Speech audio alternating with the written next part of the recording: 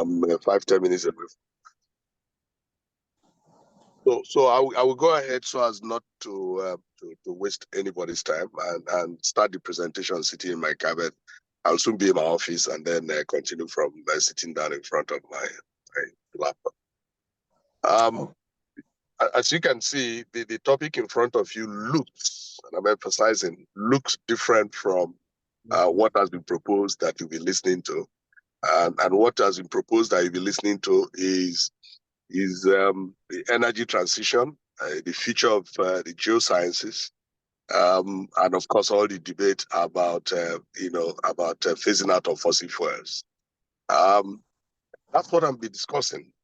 That's exactly what I'll be discussing, except that I'm discussing it from the perspective of the politics of energy transition.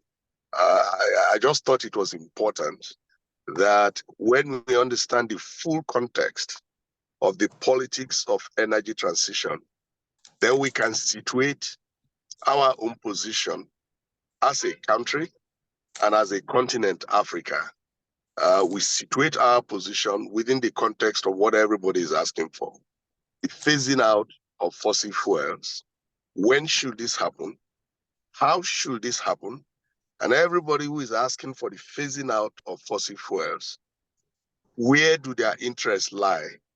And where does our interest lie, both as a country and as a continent? And I think that when we understand this, the full context of this energy transition story and the campaign, particularly when you then look back yesterday at the muted, almost muted memorandum that came out of COP28, then you will understand why I chose to discuss the politics of energy transition as a way of addressing the issues that were raised in the topic originally that was brought in. So let's go ahead.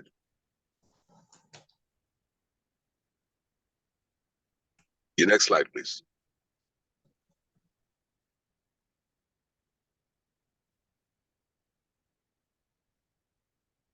Okay, so I'm going to be I'll be discussing our energy. That's our energy deficit, the African energy deficit.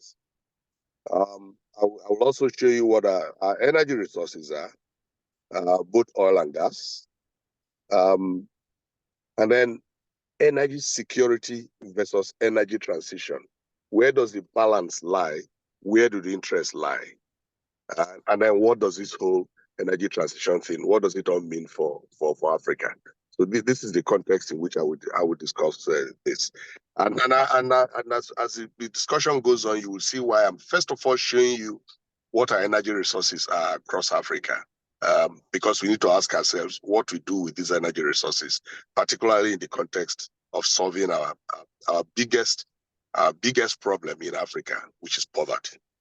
Next slide, please.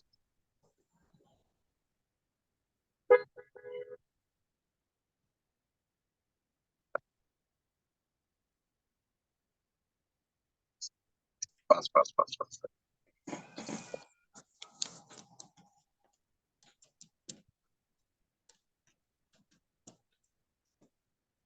Okay, so what this slide tends to show you is it tells you what our energy deficits are in Africa.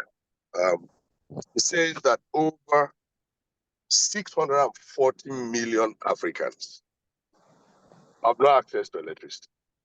Of the a little over 1 billion Africans, 60% of us have no access to electricity. It's even worse than that. Of this little portion that even has, even if there was access to electricity, another 60-70% of the population cannot afford it. So first of all, we don't even have the access. And even if you had it, the poverty level is such that we cannot even afford it. That is the dilemma, the energy dilemma that we have in Africa today, as we speak. But take this one, let's go.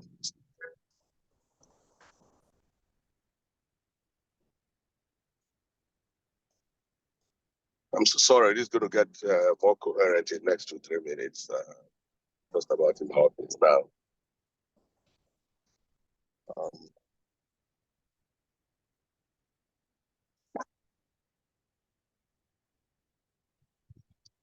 Just give me 2 minutes, everybody. I'm apologies again. Just give me 2 minutes.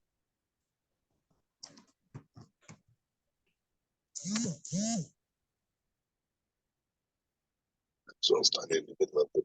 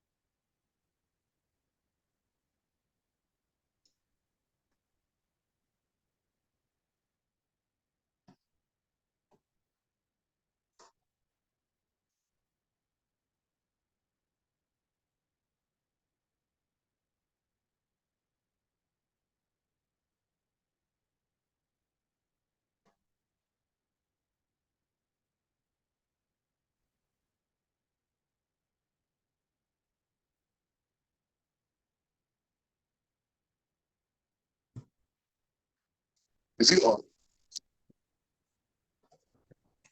Yes, sir. Please, you can continue, sir. Okay. So let me on this.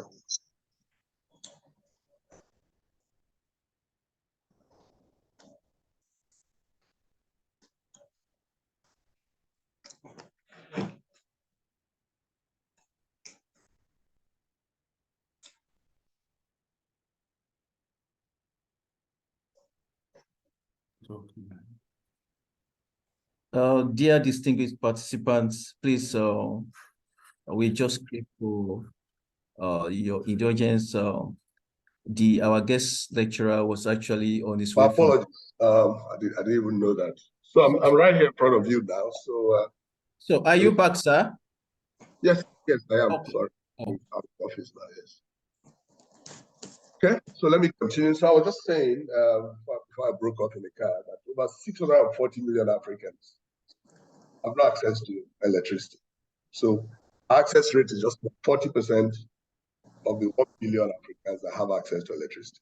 Let's move to the next slide.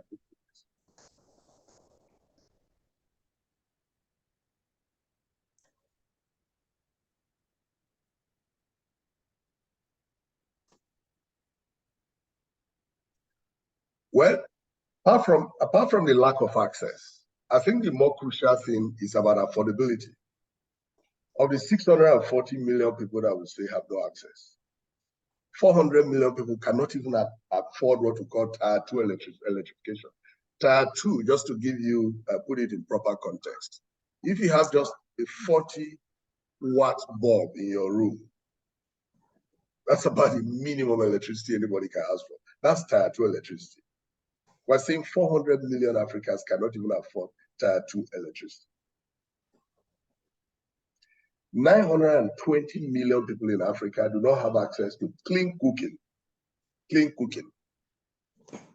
And 680 million cannot afford clean cooking.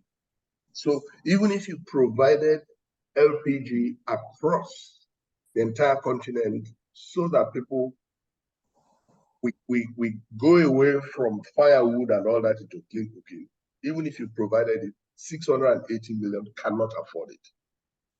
Now you can see my emphasis in these slides to show you not only what is not available, but what we also cannot even afford. So that's the dilemma of the energy deficit and the poverty level that we have in Africa. Next slide, please. Affordability.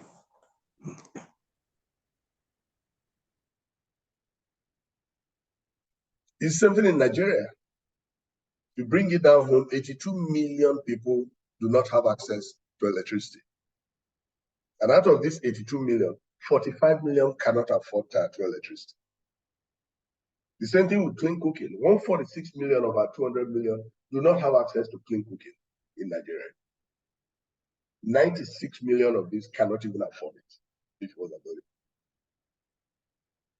So again, we have seen clearly where we are situated both in Africa and even back here in Nigeria in terms of energy security, energy affordability. Let's go ahead, please.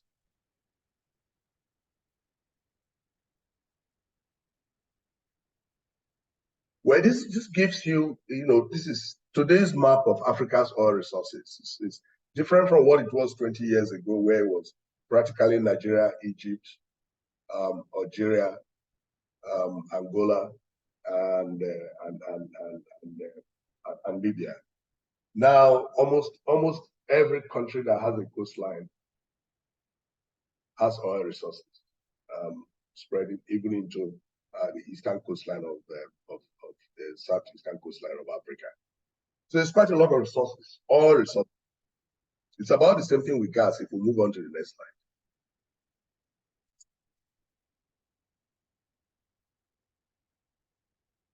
So here again, you see our gas resources. That's even wider than the oil resources.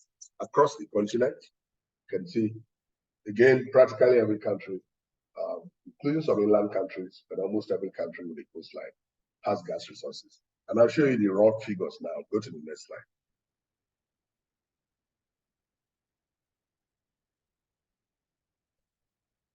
So across Africa, we're dealing with almost 600 TCF of gas resources across Africa.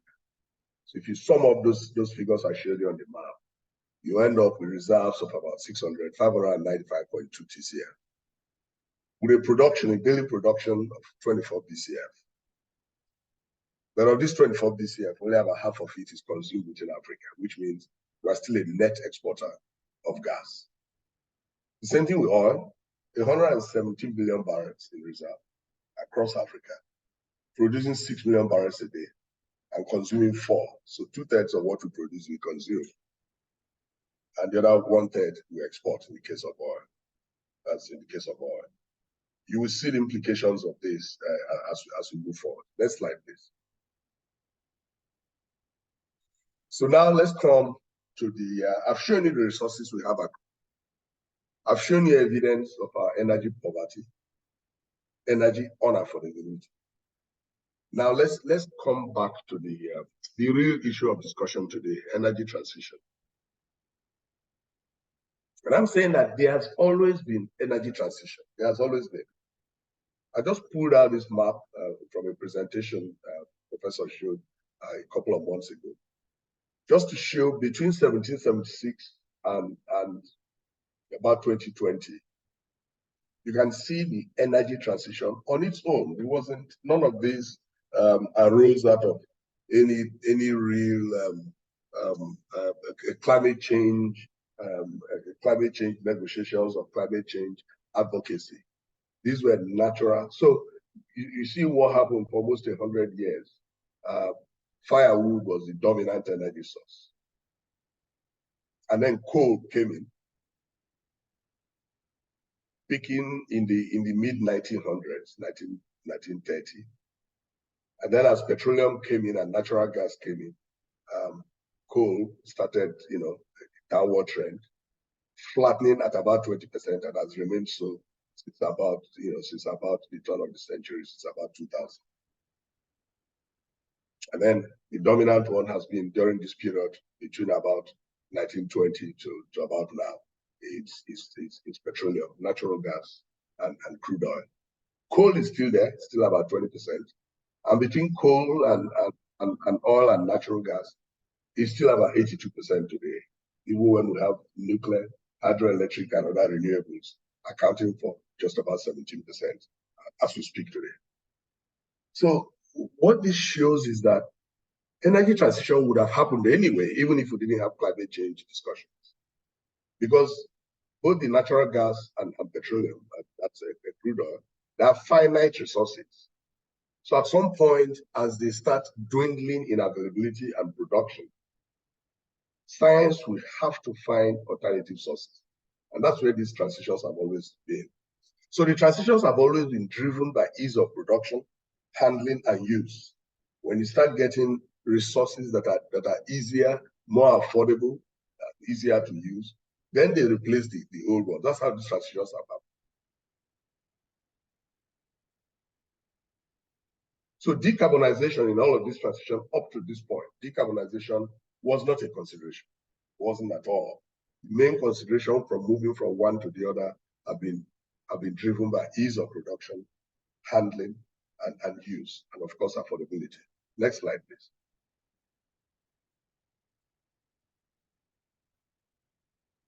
So what changed?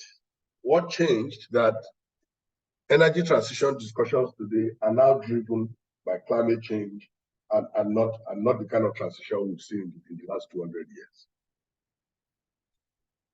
And I'm saying, and this is where our critical discussion comes in, that this is the one page I need you to listen to very carefully. Saying energy transition has always been about energy security versus dependence.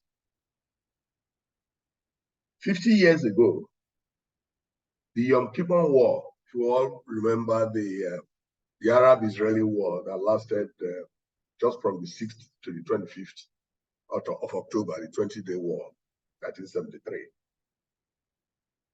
If you recall what happened, the Arabs and Israelis, this war erupted. The Arabs were almost encircling Israel. And then the West, led by the UK and the US, rolled out their military resources to support Israel. And the war turned around in just about a week.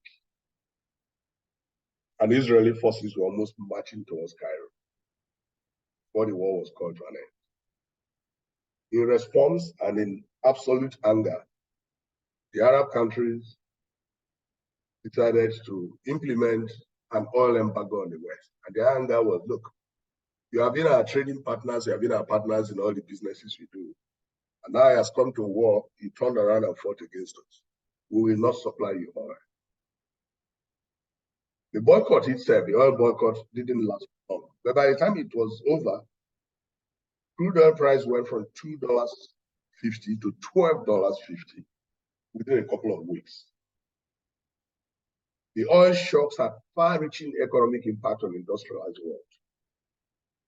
It led to some long-term depression in some of the economies.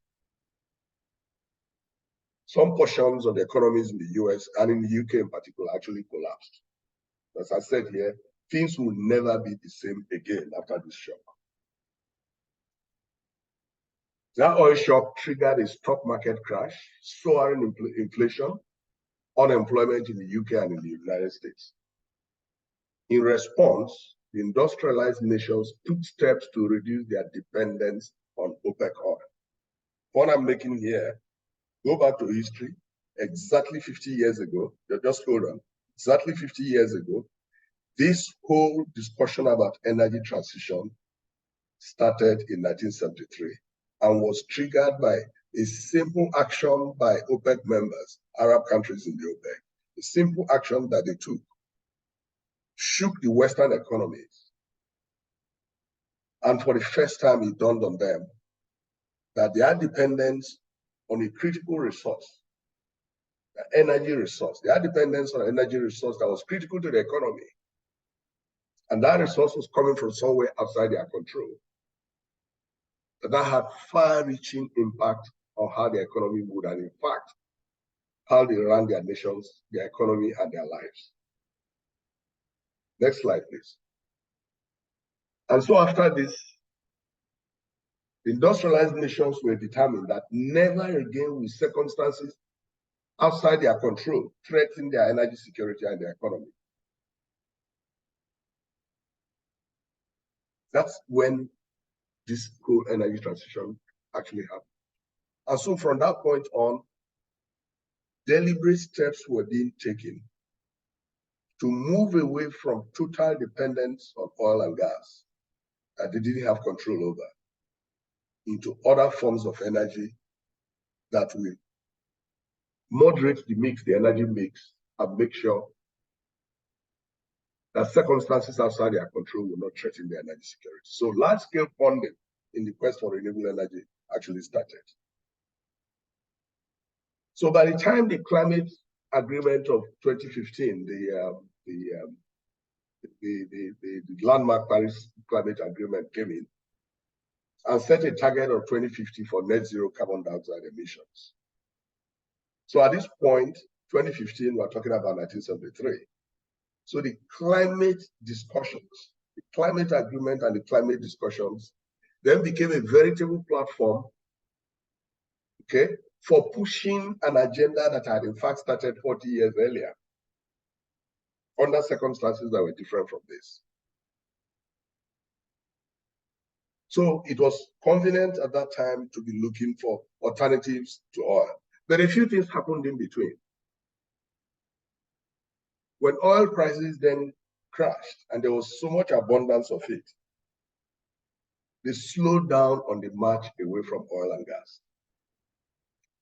In the meantime, additional discoveries, particularly increased production, shale oil and gas production in the US, maximized the production of the same oil and gas out of the US and out of the North Sea. So here they had their own resources in addition to additional resources in the Middle East that they had to rely on. So by this point, when we're talking about the 2015 climate agreement, it was about balancing between their own resources that were exploiting maximally, their dependence on Arab oil and gas, and the march towards renewables. But fast forward to Glasgow 2 years ago, something else had happened. Panic from the Russia-Ukraine crisis brought it home again that you start rushing away from oil and gas. And then just the fact of the Russian oil and gas not being readily available to Europe threatened the economy almost like the oil embargo of 1973. And therefore, it was a new reality for them. So the rush away from oil and gas, they started moderating it. If you go back to the Paris Agreement in 2015 versus the Glasgow COP26 in 2021, the language was different from the same actors, from the same people, the same representatives from the US and the UK and the Western world. The emphasis on phasing out crude oil and natural gas started being moderated. It was no longer setting a 2050 target for the complete phase out of oil and gas. It was about transiting from oil and gas, or from oil into gas as a transition fuel, and then we'll take it from there. Again, this moderation came in from a threat to energy security arising from the Russia-Ukraine crisis. But there is even a bigger problem. Even the renewables that we're moving into, the realization that the technologies, all the ingredients, all the components that you will need for renewables, the technologies, the resources, natural resources, lithium, and all the things that are going to both battery, the renewable technologies, 80% of these will be found in China. So by 2021, by COP26 in 2021, apart from the panic of the Russia-Ukraine crisis, we're now seeing a new dependence on China for components of renewable technologies. And so there is a dilemma in the Western world. If you are running away from dependence on Arab oil, you are now jumping into dependence on China for renewables. And so a new lease of lukewarm attitude came in. So we moved away from quick march away from fossil fuels, and all the COPs from 26, 27, 28, the one that ended yesterday, you see that the language about moving away from oil and gas is no longer setting a target for no oil and gas. It's now about how do we transition from oil and gas into others. Again, emphasis. All of these countries have been moderated in what they do and what they propose by their own energy security.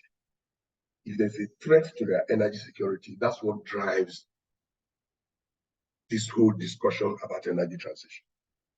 The point I keep making is climate change is a global existential threat, and everybody subscribes to it as a problem. However, when we make it look like climate change is the only reason that energy transition is happening, that is the point I'm making that it is not true. Energy transition has always been about energy security. And so now the new speak is that the energy industry is one industry. And we look for a basket of sources from fossil fuels to renewables. And therefore, at any point in time, we should be talking about the contribution of each of these components of energy into the basket of energy sources. And that in fact, there's no question of saying one energy is dirty and one is clean. Energy is energy.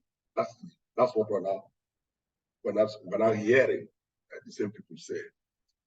So the name of the game is geopolitics. But why am I emphasizing all of this? I'm doing so that we don't get carried away by the sentiments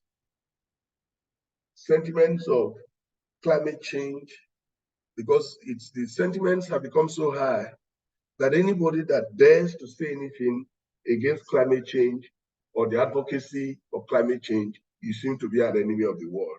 When in fact, the underlying factor for all of this discussion is energy security for the countries and the continents involved. So let's go to the next slide.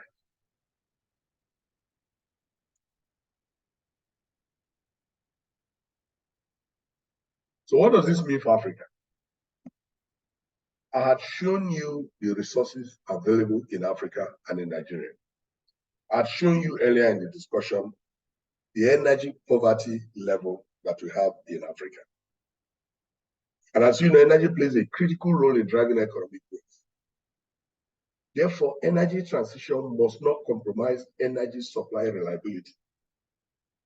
What we have, we must hold. Yes, climate change may be an existential threat.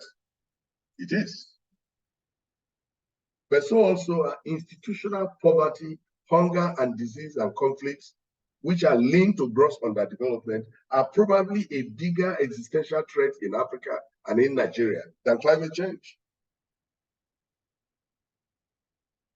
So when we're emphasizing how important it is that we arrest climate change, and I agree that we do arrest climate change, I'm saying that the bigger existential threat in Africa and in Nigeria are actually poverty, institutional poverty and hunger and disease and conflicts. And therefore, rather than join the bandwagon to leave in the ground the resources that we're endowed with and join the bandwagon of climate change and energy transition, this is what we should be doing in Africa and in particular in Nigeria.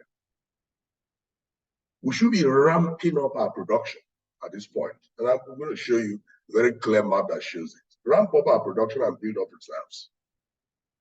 Reduce our costs. Build internal refining capacity.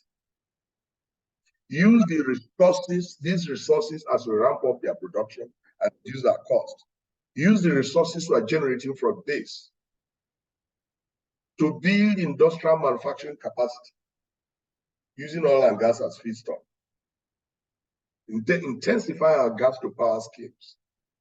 Maximize gas to methanol, gas to fertilizer, and gas to petrochemicals. If you watch what the Arab countries have been doing in the past 10 years, a lot of people didn't notice. When 10 years ago, Saudi Arabia wanted to privatize Saudi Aramco, what they were planning to do, unfortunately, at that time, the oil crash stopped that huge IPO that was going to deliver several trillions of dollars. What they were actually going to do was to pre-sell their resources, realize a good chunk of the cash today, and plow it into these things I'm describing. Petrochemicals, fertilizer, gas to fertilizer, petrochemical plants, and so on, methanol, which is what they're doing now. Such that by the time the crude oil and natural gas production is actually phased out, they would have utilized the resources realized from all of this when they were at peak production to diversify into manufacturing, build an industrial base, huge petrochemical base, so that they will still have a sound economy, no longer dependent on oil and gas. That is the difference between what we should be doing and what we are doing today. Next slide, please.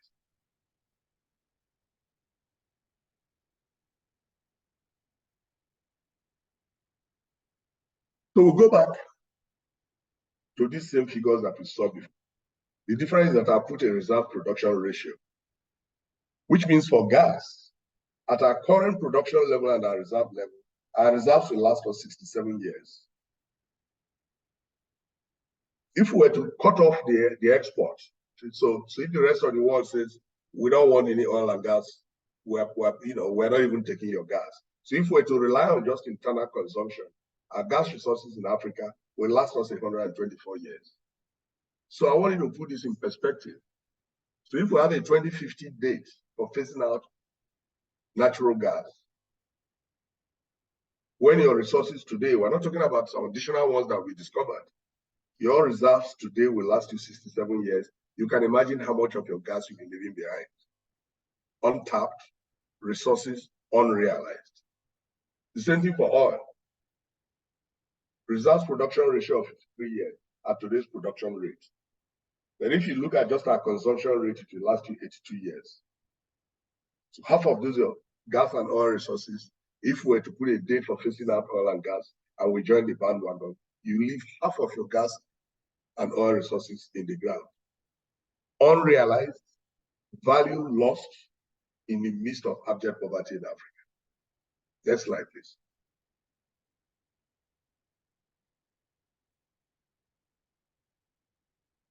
So this is my last slide that tells us what we ought to be doing. What we ought to be doing. Rather than join a bandwagon to simply phase out oil and gas because of climate considerations. We are saying that our energy transition strategies should do what you're seeing here, and I will explain it. In the case of oil in Nigeria, we should be ramping up production to a figure of between 3 and 3.5 million barrels a day by 2035. At that peak production, we can then start the deceleration. You start, in the meantime, emphasis will be to eliminate emissions. And you can do this, introducing, carbon capture units. So really, instead of emphasizing the fact of phasing out oil and gas, we're saying cut down on emissions without necessarily killing oil and gas. But in any case, to optimize the value of these resources for us, this is the time to take our production to a peak of 3 to 3.5 million barrels.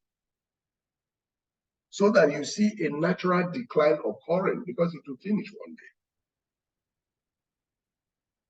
So that by 2055, 2060, you would have optimally used your oil resources and the revenues from these oil resources to fuel the other things that I showed you earlier. Simultaneously, we should be ramping up our gas production to a peak about 2030 of about 20 BCF per day. Some of it exported, a lot of it used domestically. At the same time, eliminating, minimizing emissions. Introduce blue hydrogen, for instance. Make sure there are no flares, but still optimize your gas production. So between this optimal production of your oil and gas resources, in a timetable that you have generated yourself, driven by how you maximize the resources and use the revenues to build a larger non-oil dependent economy, you can then have the resources to start funding renewables and other sources of energy. So that by 2035, you have huge, large production of renewables to complement your dwindling. So if you look at the map, at the time that your oil revenue is dwindling, naturally declining, that's when you are the peak of your renewables, funding and generating renewable energy, which you have here in abundance. so that by 2040, 2050, and before 2060 that we're committed to net zero, you will see that what will simply be producing, what will be relying on will be gas and renewables. Oil and coal would have been eliminated. Coal would have been eliminated by 2025. Again, to be able to eliminate coal by 2025, 2035, we have to maximize the production of coal by 2030, not to leave it behind. So this is what supports the point I have been making. Because when you ask NMGS in what you asked me to discuss, which is the future of geosciences, what does this tell us? That there is geosciences, at least even just from the resources we have today, for oil up to 2055, 2060, for gas up to 2070. And it is this same geosciences and the capabilities that we have built from oil and gas exploration and exploitation. It is that same knowledge base that will go into renewables, generation and production of renewables, as we transit seamlessly from oil, gas, and coal into renewables. So if you ask me, the geosciences have a future over the next 30, 40 years, as we have had over the past 40, 50 years. What is important is for us to come up with a transition schedule that answers to our energy security needs, that addresses our energy poverty situation, that improves our economy by building an industrial economy using our energy resources that we have been endowed with. We have to develop this plan and execute it so that by the time we're exiting oil and gas, we're exiting them because we have used those resources to build renewables, to build an industrial economy. We're not exiting it because we're leaving it back in the ground because we're following the bandwagon. That is my story. Thank you very much.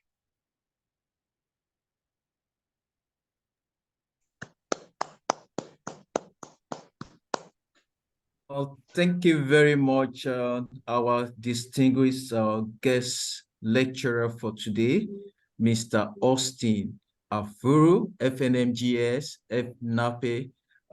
This particular presentation is eye-opening. It is captivating. It's fact-filled. It is educative. We really appreciate you, sir, for this wonderful and very robust presentation.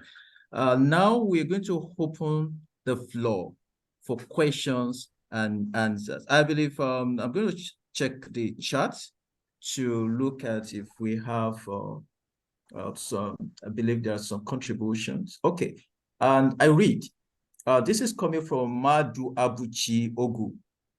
Hello, sir. I know it is not my place to say this, but please, okay. Okay. I think we've taken note of that. Introduce the guest lecturer, read his profile, which we've already done that. Probably you were not online when we started. So also, please, will this meeting be recorded? Yes, of course, it's being recorded. And then this one is saying, please, okay, talk about the PPT. Yes, we're going to do that. But we really want specific questions. Excellent lecture by our Zehik. That is coming from our professor, Professor Idowu Olayinka. Thank you very much. And also from Dr. Lambert, we have absolutely support your point of view. Fantastic. Okay. And also this is coming from Chiamaka Richard. Thank you, Mr. Austin. From Gabriel Olawuyi. Thank you for this insightful presentation. Indeed, it was. Please, I have a question, sir. Sir, if energy resources, as you clearly suggested, are mapped out and scheduled, what is the chance that our political elites and those in authority will follow suit? I want to believe that our distinguished lecturer is taking note of this question. That is the first question for you. Okay, again, I want to read. Please, I have a question, sir. If the energy resources, as you clearly suggested, are mapped out and scheduled, what is the chance that our political elites and those in authority will follow suit? So I believe that our guest speaker is going to respond to that. Then we have from this particular one is coming from Chelmy. We don't know. Excellent presentation. Then from Dr. Kayode Adeolu, I believe that is the president of NAHIGI. Okay, sir. Excellent delivery, very insightful. And then once again from Chiamaka Richard, please, sir, is there a plan to prepare the next generation of petroleum geoscientists for the changing landscape of transition fuels? I think that is the second question going to our distinguished lecturer for today. And then we have from Professor AYB Anif Woshe, the Dean of School of Earth and Mineral Sciences, FUTA. Beautiful presentation. Thank you very much. And also Rosemary, Madam Rosemary Ngozi Nwobi. Thank you very much, sir, for very insightful presentation. And also, once again, from Xiaomi, very insightful and excellent presentation, Abiodun Bayewu. Thank you very much, sir. And also from Gabriel Olawuyi, energy security, okay. And then this question is also coming. This is, I believe this is the third question. Can you please define what you mean by renewables? This is coming from Olufemi Ogedengbe. Okay, sir. So those are the three questions that we have for you. Before we entertain, if there is any question, probably direct questions from the audience.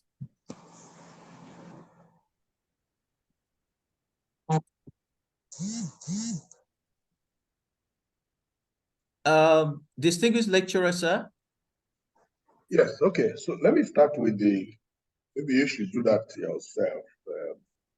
So how do we define renewable? But generally, renewables will refer to sources of energy that are non-finite. When I say non-finite, I mean, if you have 30 million barrels of crude oil, assuming you don't find any additional reserves, and if you know what your production is, and you can calculate and you know how many years. Sorry, some background noise. If we just mute.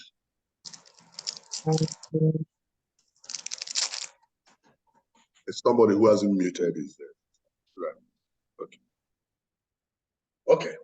So if you have 30 billion barrels of oil reserves, for instance, and you are doing 1 billion barrels a year, you will know that in 30 years, you will run out of oil. And it does happen. I mean, Indonesia was an open country until its production became below the threshold for export. I mean, it left OPEC. So what I'm making is crude oil, just like natural gas, is a finite resource.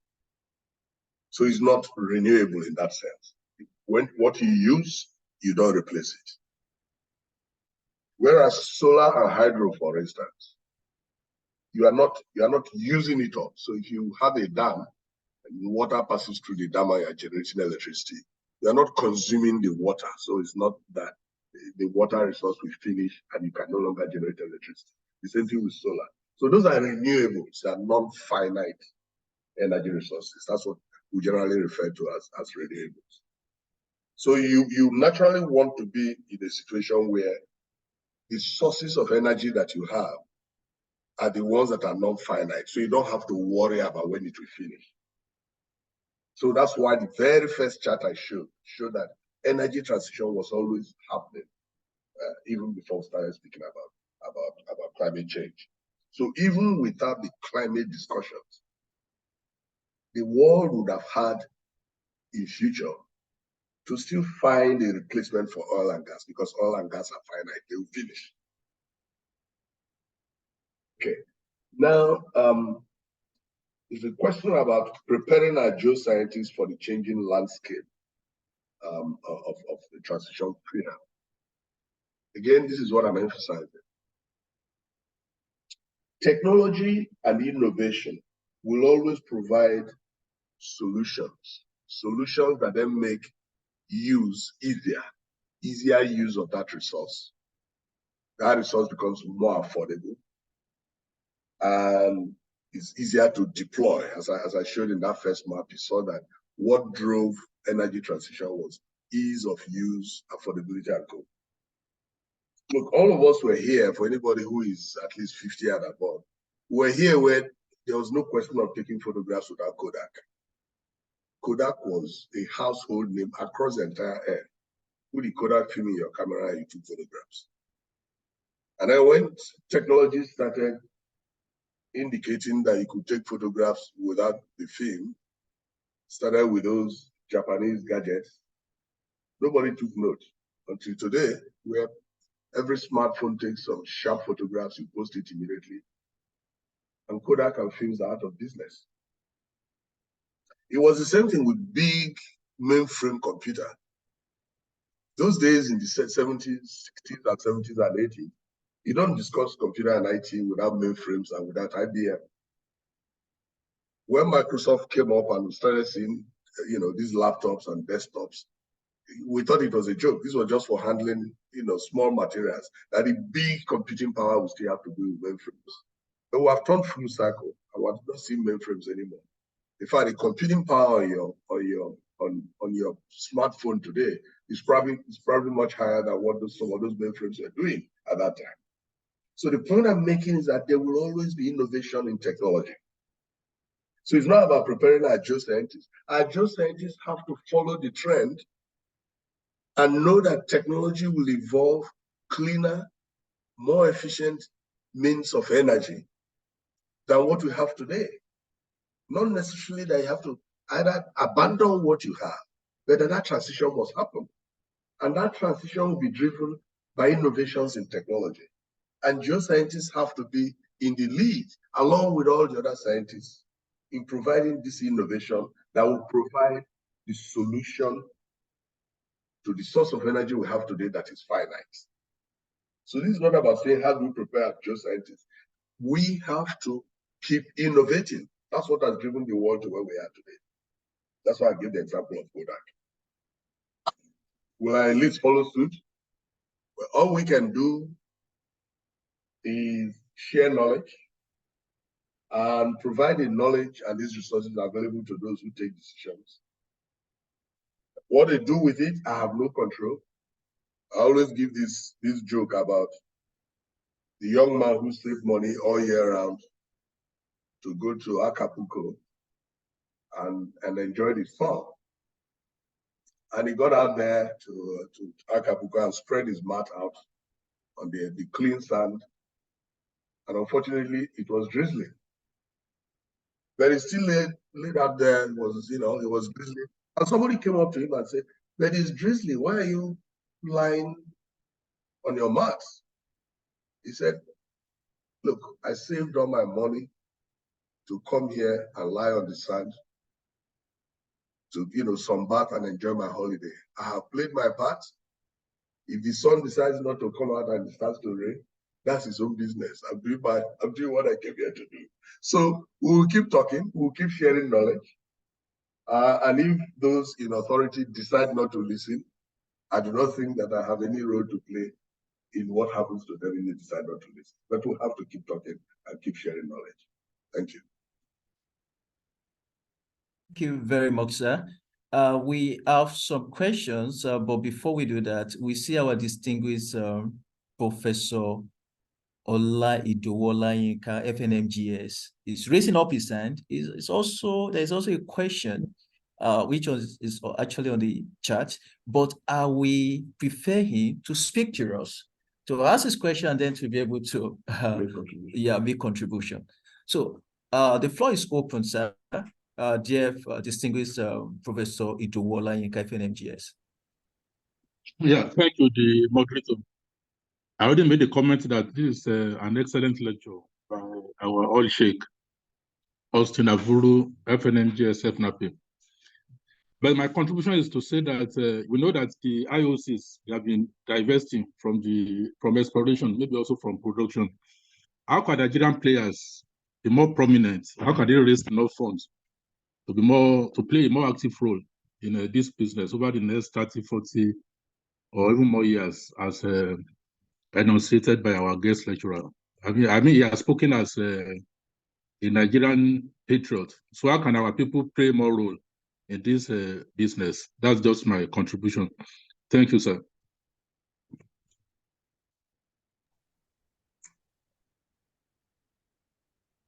hope you had me. Yes, Prof, I did. I've noted it. I think we'll take a few more questions. Okay, thank you. Okay, then before we invite Dr. Lambert for his contribution, there is a question also for you here. And that says, sir, do you think with the reality on ground, knowing fully well that some of these world power countries do not mean well for Africa, do you think that Nigeria can get it right in the energy transition in coming years? Then I think, well, basically, thank you very much. I think this is coming from Madrachi Ogu. Thank you very much, Mr. I'm an MSc Geoscience student, and I was able to attend the book launch at the NAPI conference this year, and I'm very interested in geopolitics and policy. Honestly, I wish some persons I have earlier spoken to were here, because when the Aramco started their expansion earlier this year, I was enraged when my whole country were producing almost less than 1 million barrels and nothing to show for it. Also, when the LNG train started their expansion as well, when Greenfire also extended their regas by exploiting the LNG deficient in the downstream, I was grateful when our president extended its scope to maritime and blue economy. My question here are what is different between white hydrogen and blue hydrogen? Why can the Nigerian three arms of government do to encourage accountability, since even if we ramp up production, a lot of it will go into the wind? That is from Madra Buchi Ogu. And then also maybe we should entertain Dr. Lambert of NMGS before you, or we go ahead with to answer the question. Yes, please. Let's hear from Dr. Lambert, please. Okay, sir, our distinguished father, Dr. Lambert. Thank you very much, moderator. God bless you. And thank you very much, Austin, for stimulating all of us. I was very much in anticipation of this lecture that I logged in yesterday. It took Idowu and Biodun to tell me that, oh, the thing is tomorrow. So you see, I have been waiting for it. And you did not disappoint me. Now, a few things I see and I want to ask is, from what you have presented, Austin, it is clear that the African countries have not done anything to bring us to where we are now in terms of global temperatures and things. Why should we then be concerned? Because you showed a slide which indicated that given nothing, energy transition will occur naturally. But we are always in a hurry, we are always in anticipation, so we try to force nature, and that's what we are doing, that is putting us into trouble. God put us on this world, and he gave us dominion over everything. Unless he decrees that we should be wiped out, we will not be wiped out, because he will move his resources, he will move his creations to make it worthwhile for us to be here. So the question is, if we have not contributed to this issue of global warming, why should we be concerned what's happening to the Western world? That's number one. For those of you who are very worried and scared that the study of geoscience will come to an end, I want to encourage you and say it is not going to. What we all need to do to prepare for the future is to make ourselves malleable. Put yourself in a place where you can learn more skills, you can learn, you can retool yourself to adapt to new environments that you find yourself. They are talking about lithium and things. There will still be energy materials to be sought after. So geoscience will always be there. They are already moving on to the moon and things, going to mine. Geoscientists will have things to do, but you need to open up your mind and leave it wide open and ready to accept new ideas, so you can change and play in the fields that come before. You wouldn't do geoscience the way we are doing it now. I mean, when we started, geophysics was black and white wiggles, and you were putting colors in between. Look at what you young ones are doing with seismic and with all the models that you are building these days. So there is hope. I am not a believer in anything being finite. Because I said a long time ago, Nigeria has oil. It is been exhausted. But in the time frame that we are in, they found oil in Ghana, they found oil in Sierra Leone, they have found almost, like he said, everywhere on the West Coast. So God is there, because as we are talking now, oil is being formed somewhere. It will be discovered tomorrow. Oil is not only for heating and energy. It has other uses. So oil will continue to play, oil and gas will continue to play, because there are niches, there are things they can fill. New scientific discoveries will want to take things from oil. That's what I want to encourage all of you to depend on. Open your minds and be ready to change, adapt, and you will be okay. Thank you. Thank you very much, Dr. Lambert, FNMGS. We need to retool, readapt, and re-strategize. Thank you very much for that wonderful. Before we allow our distinguished lecturer to answer, I just want to say after he might have answered the question, then the chairman of the Ibadan chapter, Professor O.C. Adegbe, FNMGS, will take over from there. Thank you. Okay, our distinguished lecturer, sir, you have the floor. Okay, let me just add to Malga's comments, Dr. Lambert. Well, yes, Africans contribute just about 3% to the global emissions. Understandable, because with our energy poverty, low level of industrialization, we cannot do so much to emissions, because the emissions come out of the huge industrialized PC, and the biggest culprits would be the US and China and so on, where all their industrial machines are churning out emissions left, right, and center. Unfortunately, Dr. Lambert, even though we contribute only 3% to the emissions, the devastating effects of climate change will not discriminate between who has contributed the more and who has contributed the less. The devastations will affect almost everybody across the globe. Unfortunately, because of our poverty, we are also least prepared to handle the consequences.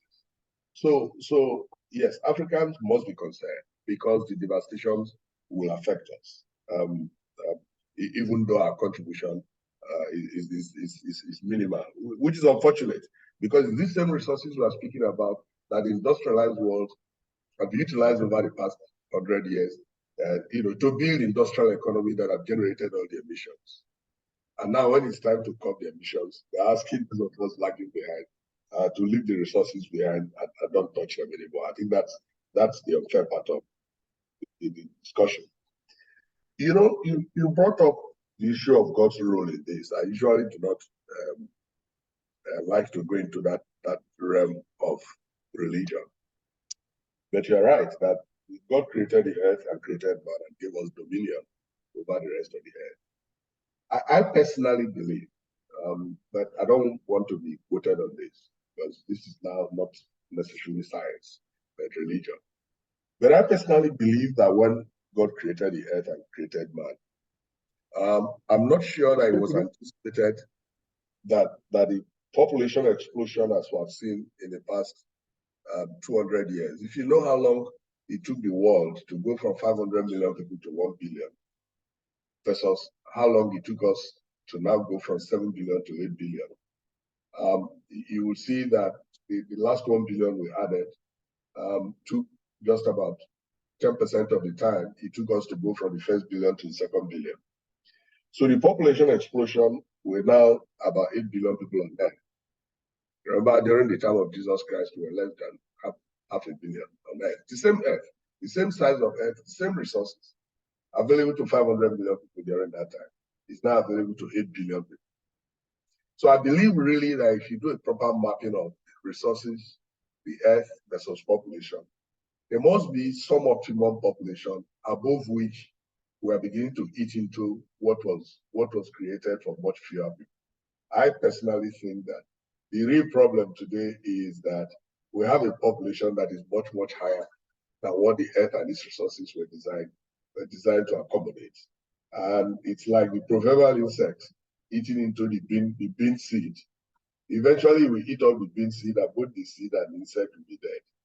So I think we have too large a population feeding on the same finite resources that the earth has provided. And what we're seeing are some of these devastations are climate change and growth. So the real problem has been population, as against this whole race to curb climate change by going to renewables. There is, I believe, the figure more like 4 billion would have been the kind of equilibrium population that the world would have been able to accommodate without worrying about this. But like I said, this is now religion. I also believe that at some point the world will have to recalibrate, and I think that the recalibration of the world in such a way that the resources will be available to much fewer people and we start all over again. I think that is actually the second coming of Jesus Christ that we hear about in religion, is the recalibration. So no matter what we're doing about all this climate change, we cannot, the world's resources cannot cater for 8 billion people heading to 9 billion people.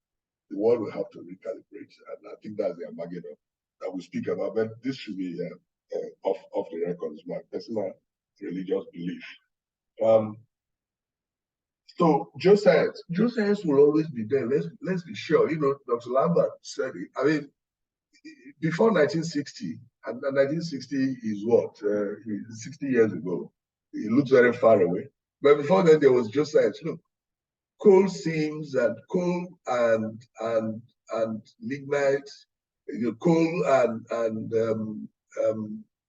what's the resource we use for cement? The Geological Survey had already been mapping this country by 1907, before oil and gas in 1958. So geoscience was always there. Geoscience is always there looking for any resource at all that is found under the ground. It is geoscientists that will go after them, that will explore for them and discover them. The fact that we shifted from the exploration and exploitation of coal to limestone.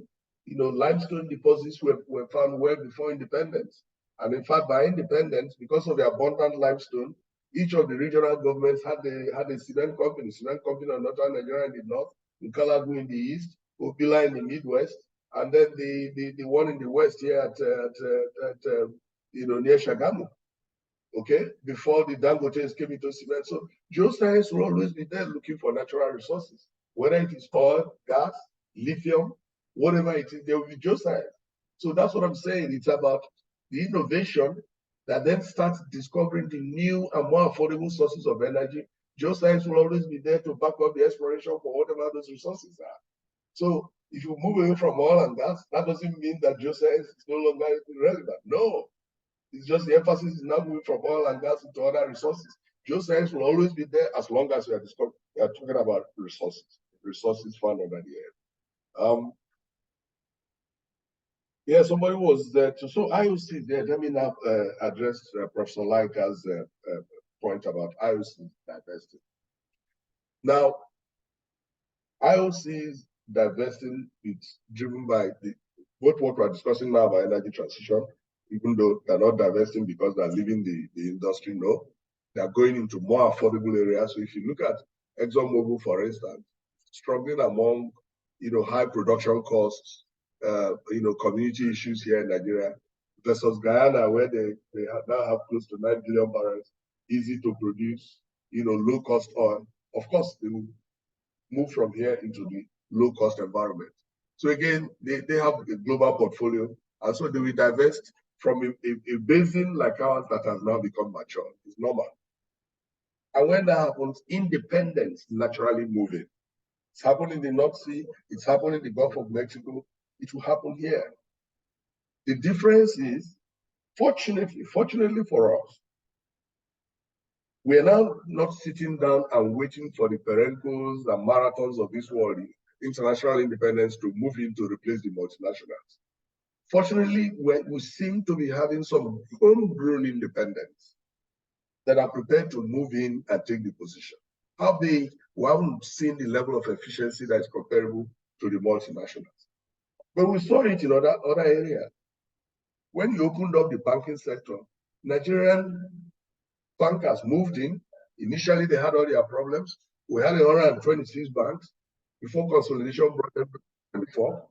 But we must agree today that our banking industry has now reached a size that nobody could have contemplated 30 years ago. It's still Nigerians. We used to think that only Blue Circle and produce cement until Dangote and Boa came in. I mentioned that we had, at independence, 4 different cement factories built by an invitation of the regional governments. But I can tell you that between 1960 and 2000, all of their production combined was less than 3 million tons per annum. Between Dangote and Boa and other cement producers, indigenous cement producers today, we are doing 67 million tons per annum of cement production. Those are Nigerians, Nigerian entrepreneurs. So look, it only emphasizes the fact that at the end of the day, it will have to take your own homegrown entrepreneurs to develop your economy. So we're not frightened about the IOCs divesting. It was bound to happen as basic matures. It is now for government to deliberately nurture independence with capacity to take over. It cannot be an all-comers affair. It was an all-comers affair in banking. Everybody who could pick up a license had a banking license. But eventually, through strong regulation, only those with capacity are here today. And that's why they've been able to weather the storm. The same thing has to happen in the oil and gas industry. We don't need more than 8 to 10 strong independents to take over the baton from the IOCs that are divested.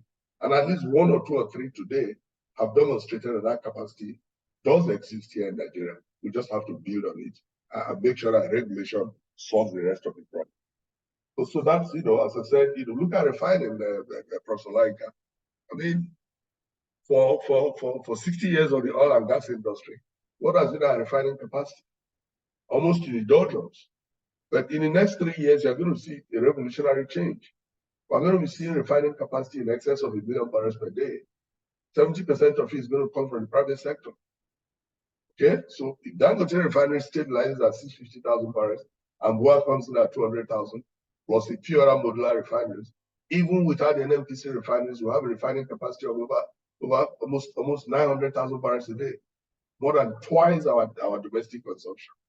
So again, that's a sector that has seen Nigerians move in and develop the capacity to take charge. So we shouldn't be frightened about IOCs divesting. We should worry about how to develop the capacity to take over from them and do it even more efficiently to the benefit of our economy. So that's what I will add there, Professor Laika, to your question about how Nigerian players can step up with IOCs divesting. I think we've got almost on the ground now. Yeah, so that will be it.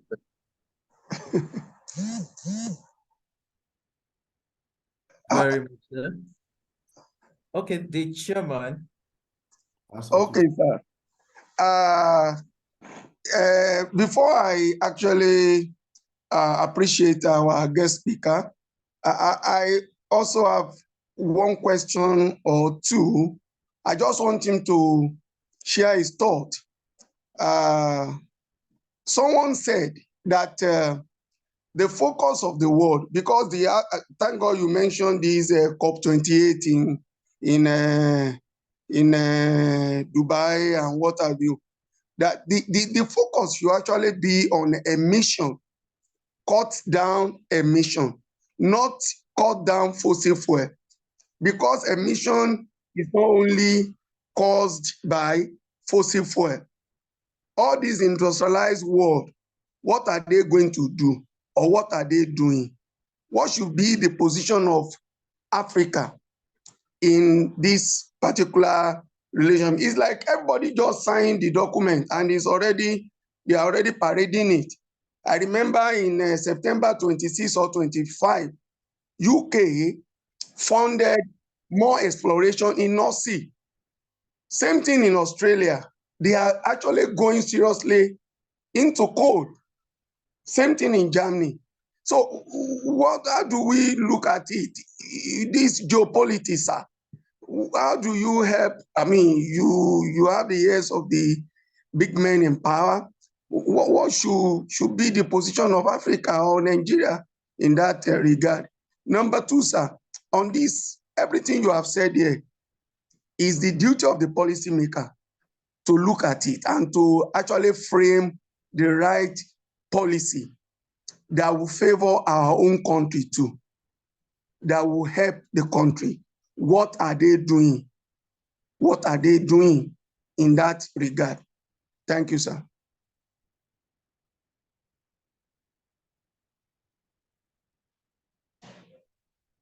Okay, our distinguished lecturer, sir. Yes. Yeah, Prof, thank you very much. You're right. You have actually summarized it. If you recall, even at this COP28, I remember watching the COP28 president, the UAE gentleman from the UAE. They'll say the common enemy is emissions. Common enemy is not oil or gas or coal or whatever.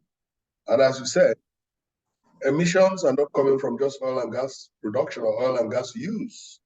Emissions coming from almost everything, including even the practice of agriculture. Yeah. So the emphasis should be on how to cut emissions. And I think the message has become much clearer now. You know, between the Paris Agreement and COP20 and COP26, we were all driven by sentiments. The world was being teleguided by climate activists, and it was all, you know, sentiments can be very strong. Activists made it look like if you are in the oil and gas industry and anywhere of the world, and all of a sudden everybody in the oil and gas industry were dodging for cover. We're all scampering for cover so that you are not seen to be the enemy of or the one contributing to all the climate calamities. But by COP26 and definitely by COP28, the oil and gas practitioners have found their mojo, as they say, and they were now speaking with a lot more confidence and now stepping up to say the enemy is emissions. The enemy is not oil or gas or coal. The enemy is emissions. Cut the emissions and we'll solve the problem, not necessarily that you should abandon oil and gas. And I think that has been the new discussion. Emphasis should be on emissions, because emissions come from so many other areas other than just oil and gas and coal. Policymakers, I think, to be fair to Nigerian delegation, even to COP28, they kind of made the point that we cannot abandon the resources that we have. I think even the president made that point. What we have, we keep and utilize while cutting emissions, and that our own timetable for transition will be guided by how we optimally produce our own resources and use them. So I think the message is already quite clear to even the policymakers. And so it's important that as we are discussing now, the same discussions are going on at every level, so that we just don't join the bandwagon of activists who are not necessarily energy scientists. You know, I think can hold a lot of sentiment and a lot of drive and get people on the streets demonstrating. But no matter what you say, the 8 billion human beings on Earth, they need energy just to even survive. Yes, we need a clean environment to stay alive and healthy, but we need energy to even just survive. So you cannot wish that away. And if the energy available today is oil and gas and coal, we should be looking for energy to supplement that, and not necessarily the transition to wipe away oil and gas and coal when you haven't found in enough quantity the supplements that will take these ones away. So I think even our policymakers understand the language, but more importantly, the more we spread the message in its proper context, the better for everybody, so that when we are making our own plans as a country and as a continent, we are driven by our energy security needs and not by the energy security needs of other countries. Thank you very much. Okay, sir. Thank you, sir. And I want to appreciate you, sir. I know it's not easy getting you. I have to go through so many people to get across mind to you, and you have not disappointed us because you have actually shown us the path to go from the academics to those who are in the industry and what our focus should be in the light of the recent event, in the world, especially in the geopolitics. And as was actually really pointed out during the last NAPE conference, that there is a need for us to drum the whole thing into the ears of our policy makers. Thank you so much, sir. So on behalf of the NMGS Ibadan chapter, we want to thank you, appreciate you for making it a day and giving us hope, at least in the foreseeable future, that petroleum geoscientists, they are still in business. And even if that time comes, we have where to just divert to, things will still continue to move on. So, and I also want to thank Professor Olayinka, my immediate past Vice Chancellor, for making this meeting a possible one. I can see Dr. Lambert Ayobare for be on the air. I can see Mr. Femi Ogirimbe, FNMGS, a retired director of NGSA, making it to the platform. And all other people that are here, Mr. Kimade also, I know these are grandfathers in geology. Thank you for coming on air to listen to what we have to say. And I want to assure you that everything you have said today, we're going to, look at it and see how we can incorporate it into our own teaching syllabus too. Even if the syllabus are not modified, we can include them in our teaching to prepare our students for a greater tomorrow. I think that's what Dr. Lambert is trying to drive at. So once again, we want to thank you for making it a day with us. God bless you, sir. The Vice Chairman, please. Okay, thank you very much, my chairman. But before we wrap it up this afternoon, we still have some distinguished personalities in our midst. We have like our mommy, I think I saw her name, Beaji. Mama Umeji. Yes, yes. Mama Umeji. Yes. I can see Mr. Nedo Sayade is also in the house. Professor Olabi Ajayi, Professor Ogunleye, Professor Anifoshe, Professor Obasi. Yes. All of them are there. Yes. Professor Fadia. Yes. And others that I don't really pick the name. We quite appreciate your coming. Thank you very much, everyone. So on this note, we want to draw a curtain to this webinar. So we really appreciate you, and we hope that next time you will be available. Thank you very much, and God bless.